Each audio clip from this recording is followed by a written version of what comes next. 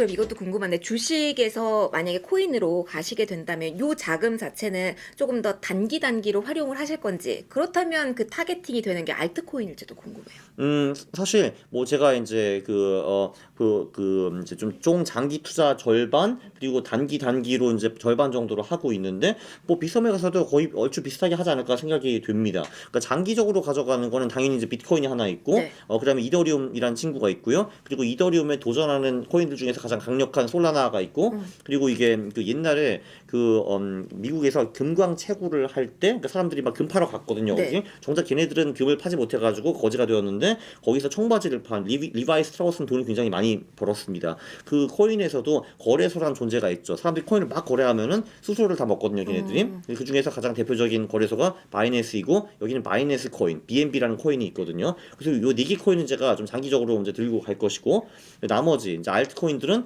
그냥 최근 일주일 동안에 제일 많이 점프한 친구들에 올라타가지고 1, 2주 보유하고 다시 팔기 그 전략을 쓰고 있습니다. 동물 코인도 좀 많이 하셨던 아, 걸로. 동물 코인. 예, 예, 예. 그 요즘은 이제 강아지들이 대세였고요. 이제 그 저기 뭐야 시바이누, 도지코인은 걔네들은 좀 오래된 그러니까 좀 그 이제 늙은 강아지들이고 인증하신 거 봤는데 너무 다 동물들이 앙앙하고 있어서 너무 귀엽고. 예, 요즘에 이제 대세 코인은 이제 그 뭐 WIF 그러니까 이제 모자 쓴 강아지가 요즘 태어났고요. 네. 예, 모자 쓴 강아지가 있고 피피라는 친구도 이제 요즘 굉장히 좀 인기이고요. 이게 다 추세 보고 그냥 예, 담으신 그죠. 거죠. 예, 그리고 그 요건 제가 안 담았는데 요즘은 고양이 코인들도 대세라고 하더라고요. 아, 그렇지, 그러니까 개가 되는데 왜 고양이가 왜 안 되겠어요, 그죠? 예, 안 될 이유가 없잖아. 어느 예. 쪽이세요? 네? 아, 저는 개를 더 좋아하죠. 네. 네. 아, 고양이는 말도 안 들어요, 기본적으로. 그것도 궁금해요. 그러면 추세 말고 또 보시는 것도 있으세요? 만약에 요즘 주식시장도 테마단으로 뭐 AI가 강하다라든가 뭐 기기가 강하다든가 요것도 세잖아요. 똑같이 코인도 적용 가능할까요? 예, 사실 이게 이제 코인에서 가장 쉽게 버는 방법이 상장 직전에 있는 코인들을 사가지고 좀 메이저 거래소 올라오기 전에 이제 그러니까 이렇게 사가지고 그러니까 메이저 거래소에 상장하면 이게 떡상하거든요, 전부 다. 비상장 코인도 하세요? 그러니까 그래서 저는 사실 이제 안 했는데 네. 그러니까 저랑 이제 친한 어떤 이제 대표분이 저한테 하나 알려주셨거든요. 근데 진짜 딱 들어갔는데 진짜 한 3년 만에 2배 이상 오르더라고요. 그래서 했죠 그게. 네. 근데 물론 그분이 다 논리가 있고요. 그래서 한마디로 코인에서 가치 투자가 가능한가? 의외로 꽤 잘 가능하다고 볼 수가 있는데 저는 게을러 빠져가지고 그런 거 연구를 별로 이제 안 하는 편인데 그거 가능합니다. 예. 그러니까 그럼 이제 그러니까 예를 들면 그분이 저한테 알려주신 코인은 뭐 대충 뭐 이제 이런 거예요. 그 뭐 저기 그러니까 이게 그 코인에 이 체인들이 있거든요. 블록체인이 여러 개가 있고 걔네들이 이제 배틀을 하고 있는데 예를 들면 이제 가장 이제 유명한 체인이 이더리움 체인이고 네. 그다음에 솔라나 체인 이런 게 있고 최근에 이제 코인베이스라는 거래소에서 이제 베이스라는 이제 이제 체인을 만들어 가지고 거기 지금 그 많이 이제 돈도 밀어넣고 있고 사용하는 사람들이 많이 증가하고 있대요. 그럼 이제 거기 이 베이스 체인을 뭐 이제 기반으로 한 밈코인 뭐 이런 것들이 막 나온다고 하거든요. 네. 근데 그 중에서 저한테 추천을 하나 해주셨어요. 그래가지고 전자 모르겠지만 천불만 들어가자 천불 들어갔는데 그게 갑자기 다음날 막 2,500불이 되어 있는 거예요. 그래서 응? 한 거죠 그때. 네. 그러면 그러니까 그런 식으로 좀 이제 깊게 파고 들어가지고 최근에 이제 어떤 체인이 잘 나가고 어떤 코인 쪽에 자금이 몰리느냐 어떤 테마 몰리느냐 하면은 가치 투자를 충분히 할 수도 있습니다. 단 이것도 강세장에만 통하는 거예요. 그러니까 한마디로 비트코인의 추세가 기본적으로 유지된다는 거 가정 하에 이런 가치 투자가 가는 거고요. 하락장에는 뭘 해도 소용이 없고 다 잃습니다. 코인은 그렇죠. 아니다. 코인은 상승장에만 하는 것이다. 그러면 이 상승장이랑 가정하에 코인도 계절성 논리를 적용할 수 있어요? 뭐 어느 정도는 가능한 것 같고요. 그 사실 11월부터 4월까지 주식시장은 굉장히 좋고 5월부터 10월까지는 별로인데 네. 그 코인은 원래는 안 그랬다가 최근 몇 년 동안에는 그 비슷한 흐름으로 가는 것 같습니다. 11월부터 4월 좋고 5월, 10월은 조금 떨어지고. 그럼 5월, 10월이 다음 달부터 5월인데 그때 10월이 어떻게 보면은 코인 시장에서도 약간 눌릴 때 매수할 수 있는 기회라고 계절성을 봐도 돼요. 그렇죠. 그렇게 볼 수도 있고, 근데 뭐 사실 요번에 이제 반감기 버프도 있고, ETF 버프, 뭐 홍콩 버프가 있기 때문에, 그래, 저는 요번에 5월, 10월 그거 무시하고 일단 들어갑니다. 네. 다만 모든 상승 추세가 깨지지 않는다는 전제 조건이 다 깔려 있는 거죠. 그렇죠, 그렇죠. 네. 아까 근데 작가님 말씀하실 때 빗썸에서라고 하셨어요. 네. 거래소 딱 빗썸만 일단 기본적으로 저 업비트가 가장 큰 거래소이기는 네. 한데 거기가 요즘 이제 좀 배불렀는지 그 새로운 코인들을 상장을 요즘 많이 안 해주는 편이고요. 네, 그게 중요하군요. 예, 왜냐면 사실 이제 가장 핫한 최근에 잘 나가는 코인들이 있으면 좋은데 네. 그게 좀 굉장히 늦는다고 들었고 그리고 예를 들면 사실 업비트에서 제가 제 돈을 뭐 마이너스나 해외 거래소로 보낼 수도 있잖아요. 그럴 때 좀 많이 번주자 취급을 하는 것 같더라고요. 그러니까 뭐 이런 거 한마디로 나는 돈 수탁하지 않겠습니다. 막 서약서를 적게 하고 막 이렇게 막 사진 찍어가지고 보내게 하고 뭐 이런데요. 근데 진짜요? 예, 그리고 막 이제 이 자금이 뭔지 소명하나 뭐 이렇게 하고 그러니까 뭐 이런 거예요. 제가 리플을 사가지고 네. 그 리플을 사서 마이너스로 이제 보내려고 하는데 그 순간 딱 나가. 그 다음에 이제 이 돈은 이제 네 돈 맞냐? 이 돈이 어디서 나냐 소명하라 이렇게 하거든요. 근데 그럼 그 리플이 마이너스 도착해서 내가 팔아야 될 거 아니에요, 근데 리플이 중간에 막 걸려 있는 거예요. 근데 그 리플이 그 중간에 떨어질 수 있잖아요, 가격이. 네. 그럼 짜증나는 거죠. 네, 네. 오. 뭐 이런 거. 네. 그런 걸 다 차치하고라도 지금 보시는 분들이 코인 하신 분들은 네. 비썸으로 시작하시는 걸 추천하시나요? 그러니까 사실 이제 그런 것 때문에 제가 업비트를 이제 싫어하는 거고, 네. 뭐 근데 예를 들면 메이저 코인만 한다라고 치면은 뭐 업비트를 하나 비썸을 하나 상관은 없죠. 네. 그리고 이제 특히 해외 거래소 돈 보낼 때 이렇게 스트레스를 주는 것 같으니까 그냥 국내 거래소 안에서만 하겠다 하면은 국내 거래소에서 메이저 코인만 하겠다 하면은 뭐 업비트를 하나 비썸을 하나 뭐 큰 차이는 없을 겁니다. 네. 거래소도 근데 많이 고민을 하실 것 같은데 이 네. 팁도 한번 활용해 보시면 좋을 것 같아요. 그러면 주식도 같이 버무려서 저희가 이야기를 조금 더 해볼게요. 일단 주식 한다면 많은 분들이 기억하시는 부분이 방송 끝나고 인버스 사신다고 하셨던 것 같아요. 아 그리고 그죠. 그리고 그 다음에 참패를 당했습니다. 네.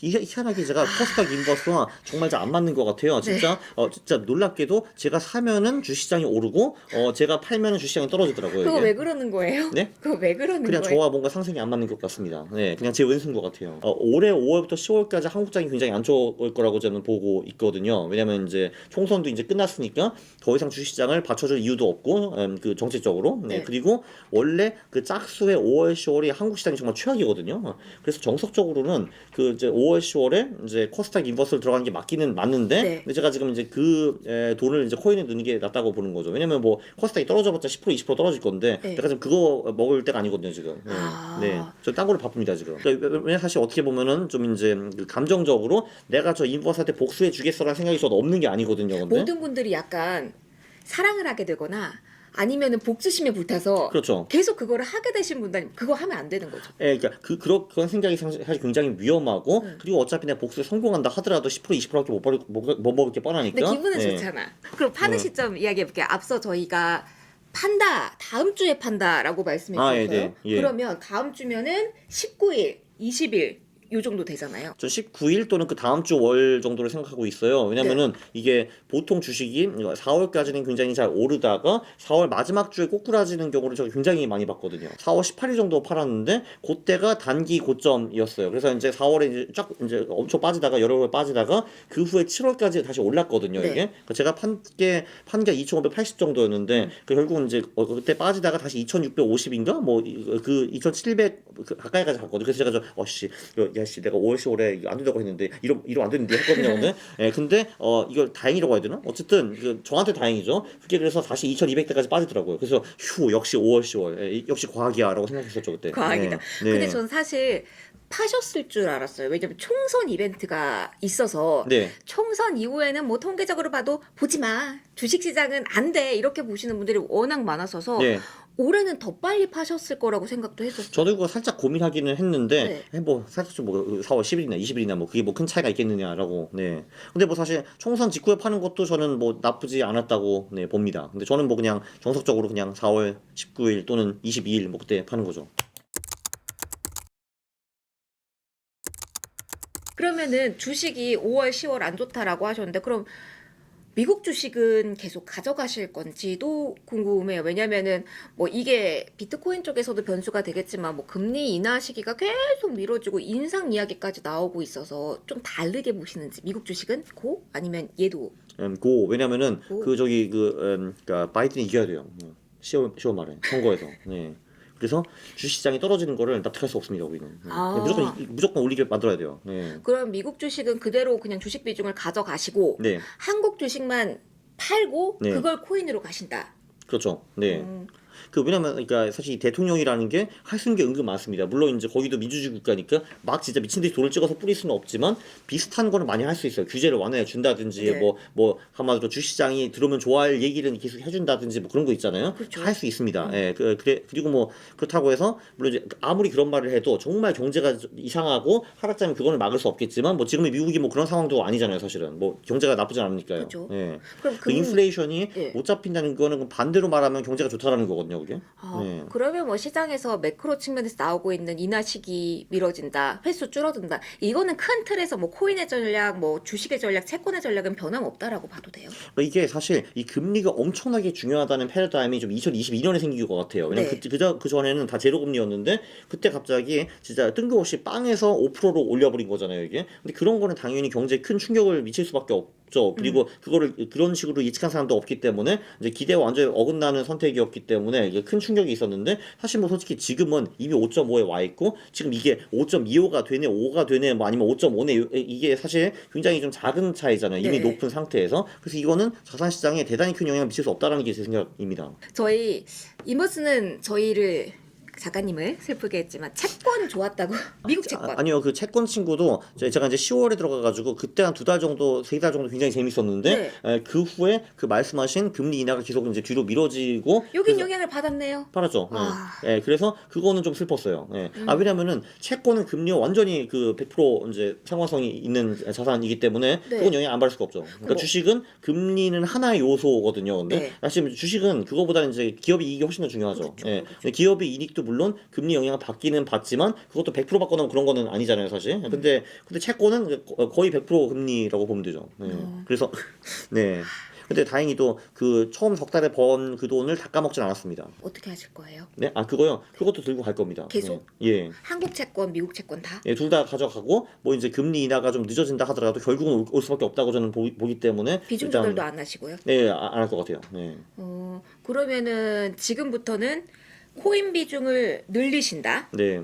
일시적으로. 예, 그 다음에 10월에 다시 화려하게 한국 주식으로 들어올 겁니다. 10월에 다시 들어오실 예, 저 거예요? 한국 주식 굉장히 좋게 봅니다. 한국 기업이 좋은 게 아니라 네. 싸서. 예.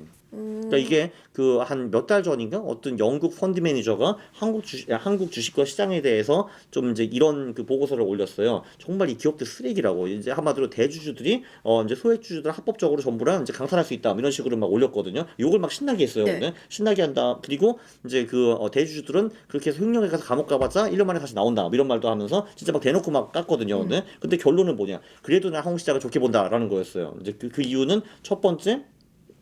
그러니까 한마디로 좀 양식적인 기업들도 있더라. 근데 걔네들도 다 싸잡아서 저평가가 되어 있다라는 게 하나 있었고, 두 번째는 그런 이제 사기꾼 기업들도 이제 그 사기꾼 기업 대비 너무 싸다라는 게 뭐 하나 있었고요. 네. 그래서 한마디로 그 밸류에이션 때문에 한국 시장을 좋게 본다라고 했는데 저는 그 사람 의견에 100% 동의하는 사람입니다. 그러니까 한마디로 한국 기업이 별로인 건 맞는데 그리고 이제 대주주들의 그 질도 이제 별로이긴 한데 그 대신에 싸다. 그래서? 미국은 기업은 훌륭하지만 엄청 비싸다. 참고로 한국 주식은 홀수해 IMF 후에 단 한 번도 떨어진 적이 없습니다. 자산 배분 한번. 자산 배분 네. 그냥 뭐 그 5월부터 10월까지는 뭐 미국 주식과 채권과 금은 그냥 그대로 가고 한국 주식 빼가지고 일시적으로 코인에 담았다가 다시 10월 말에 컴백 뭐 그거죠. 그러면은 5월 언저리에 새로 들어갈 만한 거는 코인 빼고는 일단 없다라고 봐야 돼요. 뭐 사실 저는 그 5월부터 10월까지 네. 뭐 미국 주식이랑 뭐 이제 채권 뭐 다 좋다고 보고요. 최근 또 금까지 모멘텀이 붙어가지고 거기도 좋다고 봅니다. 그 뭐 미국 주식 같은 경우는 전 전반적으로 다 좋다고 보기 때문에 네. 그 사실 저도 마음 같으면은 기대 수익이 높은 소형주만 하고 싶은데 미국 소형주는 코인 못지않게 와일드합니다. 맞아요, 여기 맞아요. 상한가가 없거든요. 그래서 진짜 하루 만에 100% 이상 오르는 그 이제 코인이 아니라 소형주들도 있고 또 반대로 7, 80% 떨어지는 애들도 있어요. 그래서 그 이제 코인도 하는데 미국 주식까지 전부 다 소형주로 코인화 만들기는 좀 그렇다고 생각해가지고 저는 그냥 4분의 3 정도는 S&P랑 나스닥이랑 러셀 2000에 투자를 하고 나머지 4분의 1 정도만 이제 소형주 투자를 할 겁니다. 그러면은 전체 포트 비중에서 코인이 어느 정도? 지금 이제 금융자산 중에서는 한 지금 30% 정도 되는 것 같은데 네. 이제 일시적으로 좀 더 높아지겠네. 그러면 지금 포트폴리오에서 가장 비중이 일시적으로 높아지는 거 감안해서는 코인이 가장 높으신 거죠. 뭐 대충 그렇네요 보니까. 네, 네. 생각해보니까 그렇습니다. 네. 아니요, 어마어마시하게 수익률이 좋으시더라고요. 3월 기준으로 한 7억?